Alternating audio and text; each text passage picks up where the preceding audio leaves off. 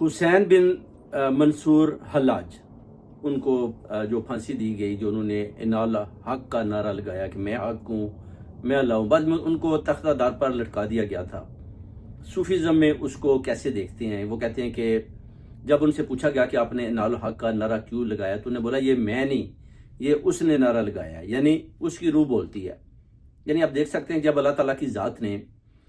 آدم علیہ السلام کو بنایا، یعنی اس کی تخلیق کی، تو انہوں نے فرشتوں سے بولا کہ جب میں تخلیق کر لوں اور ان کے اندر میں روح پھونک دوں تو آپ نے سجدے میں گر جانا ہے۔ جس پر سارے فرشتے جب سجدے میں گرے تو ابلیس جو ہے وہ اس نے بولا جی کہ میں تو سجدے میں نہیں گروں گا، جس کے بعد میں وہ ایک اور واقعہ وہ بھی میں آپ کو سناؤں گا۔ اس کے بعد یعنی آپ کہہ سکتے ہیں کہ انسان کے آدم کے اندر جو روح ہے وہ اللہ کی ہے۔ اس طرح وہ صوفیزم میں منصور بن حلاج کو اس طرح دیکھتے ہیں کہ جیسے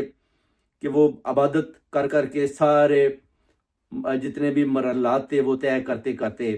اس حد تک آگے کہ انہوں نے انال حق کا نعرہ لگا دیا، جس پر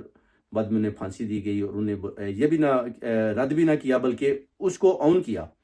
ڈیفینڈ بھی نہ کیا کہ یہ واقعی میں نے نہیں بلکہ میرے اندر جو روح ہے، اس طرح اس کو بولا گیا کہ آپ بولیں، میرا اس میں کچھ کسی قسم کا عمل نہیں ہے،